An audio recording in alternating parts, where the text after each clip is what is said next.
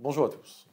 Je voudrais revenir sur l'entretien préalable au licenciement ou l'entretien préalable à une sanction disciplinaire parce que je sais que c'est un sujet qui vous intéresse et qui est effectivement très fréquent.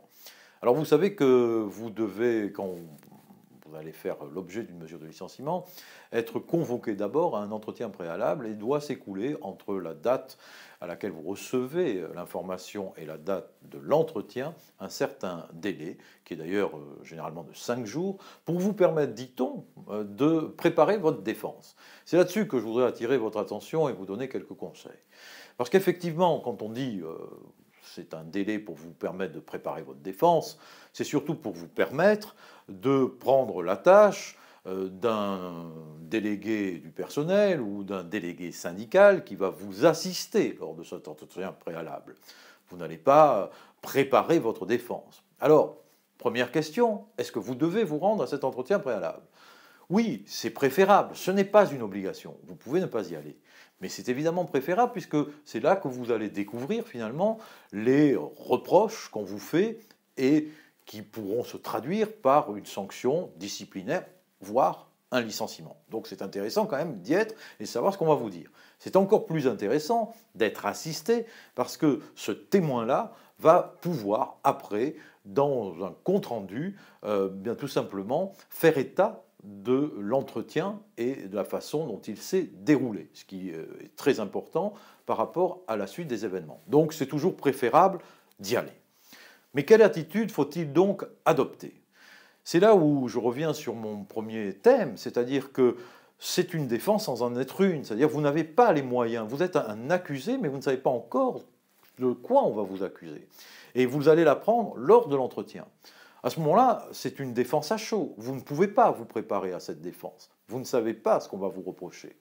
Donc, vous ne savez pas sur quels éléments. Donc, quelque part, vous êtes quand même très démunis. Quand on dit préparer la défense, c'est une façon de parler. Alors, que faut-il dire vraiment dans cet entretien? Je crois qu'il faut avoir d'abord une attitude d'écoute. Il faut savoir que c'est l'employeur qui vous convoque et c'est l'employeur qui doit vous expliquer ce qu'il vous reproche et qui pourrait justifier, le cas échéant, une mesure de licenciement ou une sanction disciplinaire. Et c'est en fonction de vos réponses qu'il va se déterminer pour savoir si oui ou non il vous licencie ou il vous sanctionne. Mais c'est un peu biaisé parce que, comme je vous l'ai indiqué, vous n'avez pas toutes les cartes en main. Donc il y a deux solutions, deux attitudes à adopter, ou en tout cas à dire. Première attitude, c'est de prendre acte de ce qu'on vous dit, sans pour autant reconnaître les faits, parce que vous pouvez avoir une interprétation tout à fait différente. Et puis si vous voyez qu'au contraire, ce qu'on vous reproche est suffisamment imprécis, alors il faut pousser l'employeur dans ses retranchements en lui demandant de s'expliquer sur les dates, sur les faits, comment, est-ce qu'il y a des témoignages, si oui, est-ce qu'on peut les voir, etc. Parce que sinon, c'est un peu la porte ouverte à n'importe quoi.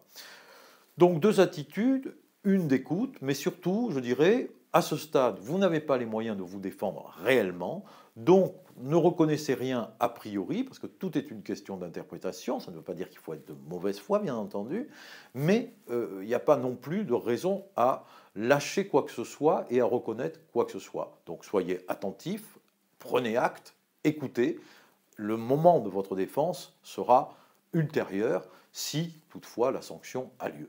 Évidemment, on n'engage pas à ne pas vous expliquer, hein, encore une fois, mais en donnant votre version de manière à ce que votre témoin puisse aussi l'acter. Voilà, je vous invite en tout cas, si ça vous a intéressé, à diffuser cette information le plus largement possible, et puis je vous dis à très bientôt.